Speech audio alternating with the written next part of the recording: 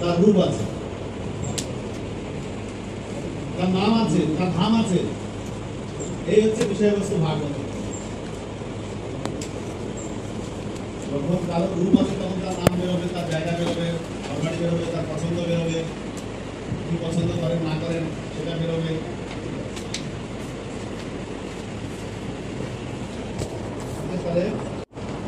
পরম তত্ত্ব ভগবান বা রূপ আছে, তিনি নিরাকার নন। এগুলো হচ্ছে ভাগবতের বিষয়বস্তু। হলো মানুষেরা সকলেই হরিনাম করা শুরু করলেন, গঙ্গায় স্নান করতে করতে হরিনাম করছিলেন।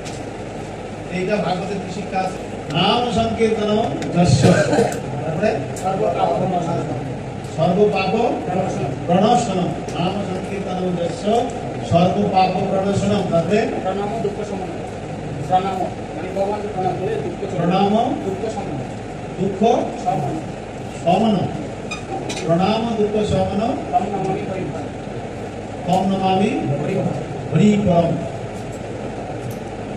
সবাই উচ্চারণ করুন শ্লোকটা একবার, একটা লাইন করুন। নাম সংকীর্তন যস্য নাম সংকীর্তন যস্য। এক মিনিট বুঝতে 2 মিনিটে হয়ে যাবে শ্লোকটা। উনি একটা ভাগ বলবেন, আপনারা 3 বার করে বলবেন। নাম সংকীর্তন যস্য নাম সংকীর্তন যস্য। নাম সংকীর্তন যস্য। নাম সংকীর্তন যস্য।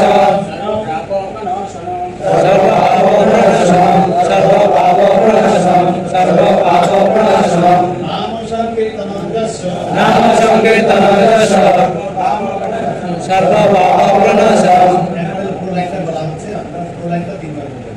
নাম সংকীর্তন যস্য সর্বপাপপ্রণাশনম। নাম সংকীর্তন যস্য সর্বপাপপ্রণাশনম। নাম সংকীর্তন যস্য সর্বপাপপ্রণাশনম। নাম সংকীর্তন যস্য সর্বপাপপ্রণাশনম।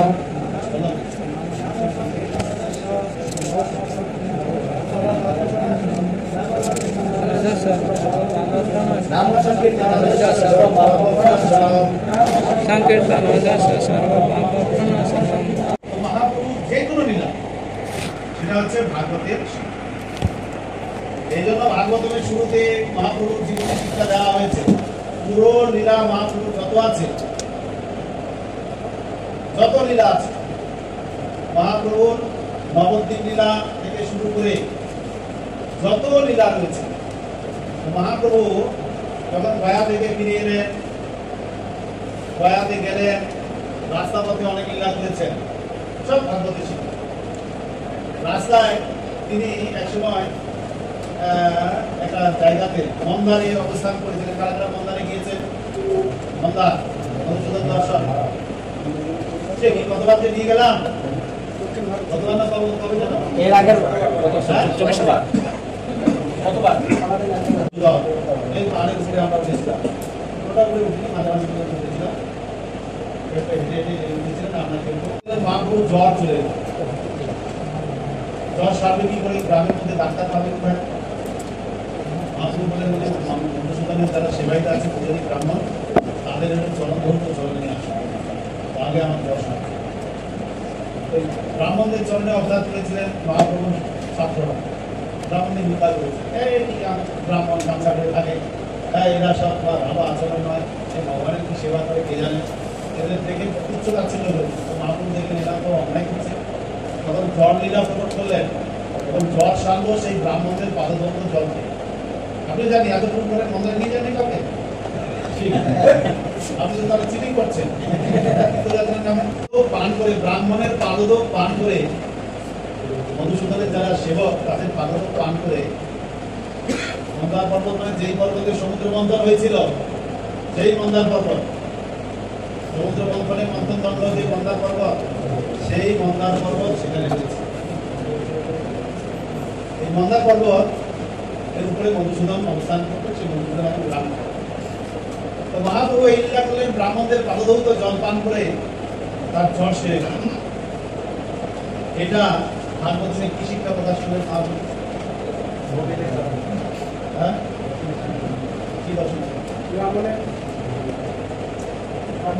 সেটা বলুন।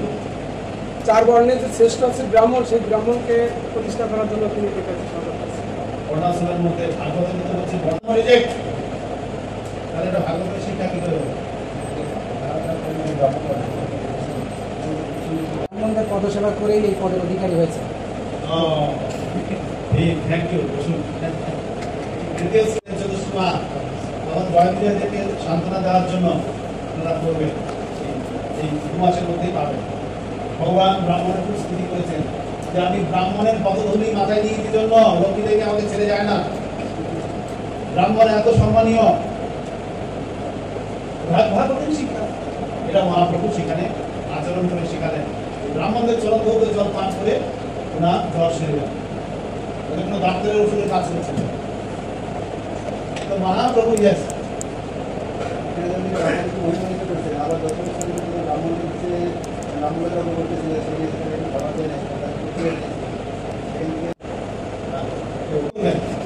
মহাপ্রভু যখন গভীরাতে ছিলেন শেষ 18 বছর তিনি কি করতেন? প্রায় রামানন্দ, সিকি মাইতি, স্বরূপ দামোদর এনাদের সঙ্গে শুধু গোপীদের রাস পঞ্চমটায় আলোচনা আগতম আলোচনা, সেটা আমরা দেখতে পাচ্ছি। যখন তিনি গদাধর পণ্ডিতের সঙ্গে থাকতেন তখন কি আলোচনা করতেন? প্রহ্লাদ চরিত্র। ভাগবতম পুরীতে যখনই ছিলেন তখন ভাগবতম নিয়ে পড়েছিলেন উনি। আর যখন জগন্নাথ মন্দিরে যেতেন তখন তিনি জগন্নাথকে কি রূপে দেখতেন? স্বয়ং কৃষ্ণ। ভাগবতের বিষয়বস্তু হচ্ছে কৃষ্ণ, কৃষ্ণের নাম, কৃষ্ণের রূপ, কৃষ্ণের গুণ, কৃষ্ণের নাম। মহাপ্রভুর সারা জীবনীটা হচ্ছে ভাগবতের শিক্ষা। এই জন্য প্রথম স্তম্ভে চৈতন্য মহাপ্রভুর জীবনী শিক্ষা দেওয়া হয়। একবারও মনে হয়েছিল আপনাদের যে এখানে জীবনী শিক্ষা কেন দেওয়া হয়েছে? চৈতন্য চৈতন্যের সামনে সম্পূর্ণভাবে মহাপ্রভুর জীবনী শিক্ষা দেওয়া নিতে ভাগবতের শিক্ষা। মহাপ্রভুর জীবনী মানেই ভাগবতের শিক্ষা, এটা আমরা জানি না, তাই বহুপাত আনন্দ জানি। এবার প্রথম শ্লোকে আসবো।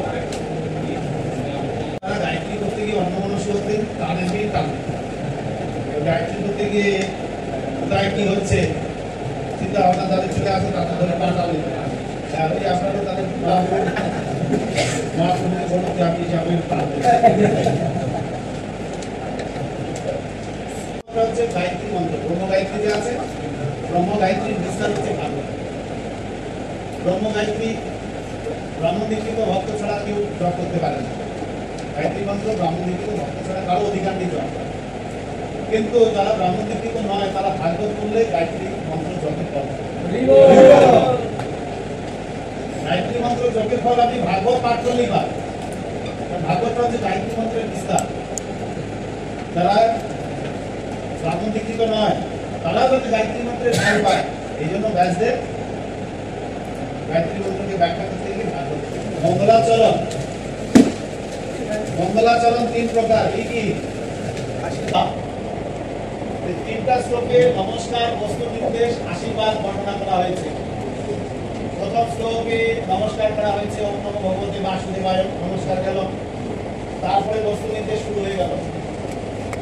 প্রথম লাইনটা নমস্কার, তারপর থেকে প্রথম শ্লোকের 1 নং শ্লোকের প্রথম লাইন হচ্ছে নমস্কার। বস্তু নির্দেশ হচ্ছে 1, 2, এই দুটো শ্লোক হচ্ছে বস্তু নির্দেশ। আর 3 নম্বর শ্লোকটা হচ্ছে আশীর্বাদ। প্রথম শ্লোকের 1 নম্বর লাইনটা হচ্ছে নমস্কার, তারপরে থেকে শুরু করে দ্বিতীয় শ্লোকটা পুরো হচ্ছে বস্তু নির্দেশ। মানে কি সাবজেক্ট আছে ভাগবতের মধ্যে, বস্তু নির্দেশ মানে ভাগবতের কি বিষয় আছে এটা প্রথম এবং দ্বিতীয় শ্লোকে আলোচনা হয়েছে। তৃতীয় নম্বর শ্লোক যেটা আছে ভাগবতের, এটা হচ্ছে আশীর্বাদ।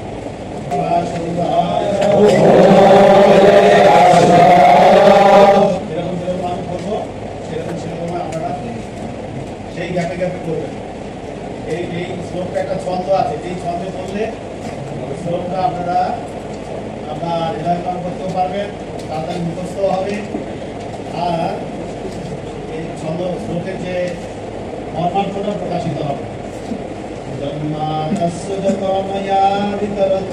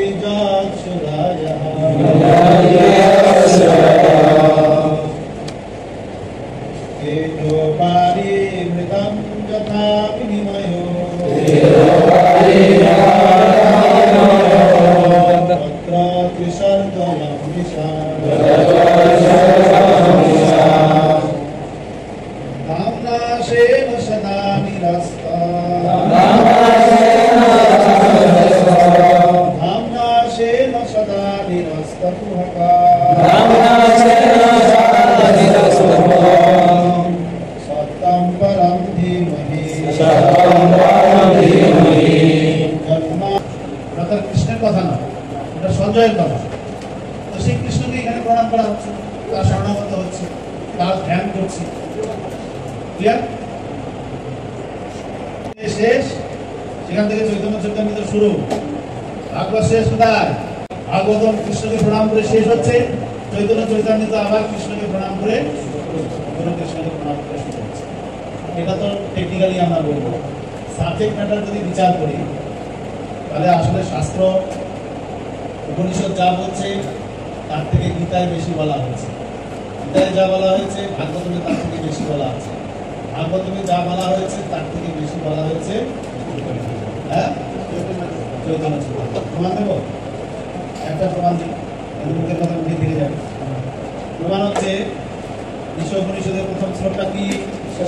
যেন দেখেন ইন্দ্রিতা না কৃত কষ্ট সিদ্ধ। তার জন্য যতটুকু বরাদ্দ সেই বরাদ্দটুকু নিয়ে সন্তুষ্ট থাকতে হবে, অন্যের বরাদ্দ হস্তক্ষেপ করা যাবে না।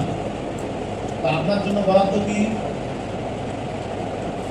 জানেন? কতটুকু বরাদ্দ? একটা জিনিস জানি, বরাদ্দ এই শরীরটা। এই শরীরটা যে পেয়েছি বরাদ্দ ছিল। যতই ঘষে কারো চেষ্টা করুন ফর্সা হওয়ার হবে কি? যতই ঘষে ফর্সা হওয়ার চেষ্টা করুন, যেটা বরাদ্দ সেটাই। যে চামড়ার কালার সেই কালারে জানি বরাদ্দ যেটা আছে তাতে সন্তুষ্ট থাকুন, না পয়সার খরচা করুন। আচ্ছা, এটা তো শরীরটা বরাদ্দ, আমাদের খাদ্য হিসাবে বরাদ্দ হচ্ছে প্রসাদ। ঈশ্বর মালিককে, সবকিছুর মালিক হচ্ছে পরমেশ্বর ভগবান, কিন্তু তার পরিচয় দেওয়া, তার রূপ আছে বলা হয়েছে ঈশ্বরের সাথে, তার নাম বলা হয়। তার নাম বলা হলো কোথায়? গীতা। কি কোথায় বলা হলো? শ্রী ভগবান অহং সর্বস্ব ভক্ত সর্বভক্ত। এখানে ভগবান নিজের সম্পর্কে বিস্তারিত ভাবে গীতাতে বলেছে। এবার গীতাতে যা বললেন ভাগবতমে কৃষ্ণ তার নিজের সম্পর্কে আরো বেশি বলেছে, আরো বিস্তারিত বলেছে। কি কি বলেছেন বিস্তারিত? তিনি কি খান, হ্যাঁ, ভাগবতমে তিনি কি পছন্দ করেন, চুরি করে খেতে পছন্দ করেন। গীতায় বলা আছে, গীতায় বলা আছে ভক্তি করে আমাদের দিতে হবে। পত্রম পুষ্পম ফলন্তয়, ভক্তিপূর্বক আমাকে দিলে আমি খাবো। আর ভাগবতমে কি দেওয়া আছে? আমাকে যে দেবে না তার কাছ থেকে কেড়ে কেড়ে খাবো। মানে এক্সট্রা কিছু দেওয়া আছে। গীতায় যেখানে যা বলা হয়েছে ভাগবতমে তার থেকে বেশি বলা আছে। ভাগবতমে কি কি খায় লিস্ট দেওয়া আছে কি? গীতা ভাগবতমে কত পুষ্প খেয়েছে কৃষ্ণ? মাখন, দই, দুধ যা পেয়েছে, লাড্ডু, ক্ষীর যা যেখানে পেয়ে গেছে পেয়ে গেছে, যেগুলোর কথা গীতাতে নাই, ভাগবতমে আছে। চৈতন্য চৈতামৃতে খাবারের লিস্ট দেওয়া আছে। শাক কত রকমের, কত রকম শাক বলে কেউ খেয়েছে বলে মনে হয়। অচ্যুত শাক নাম শুনেছেন? শালিঞ্চা, এলেঞ্চা, ঢেকি শাক,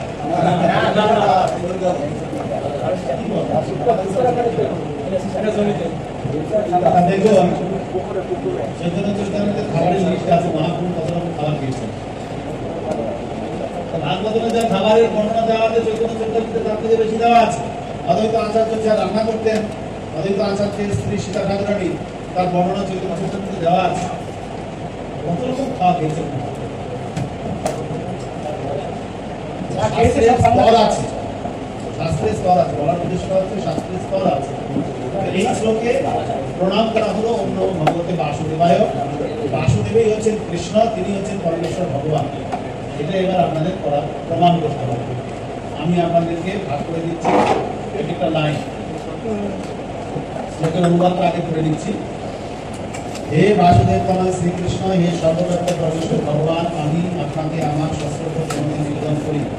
আমি শ্রীকৃষ্ণের ধ্যান করি, কেননা তিনি হচ্ছেন প্রকাশিত ব্রহ্মাণ্ড সমূহের সৃষ্টি স্থিতি প্রলয়ের কারণ।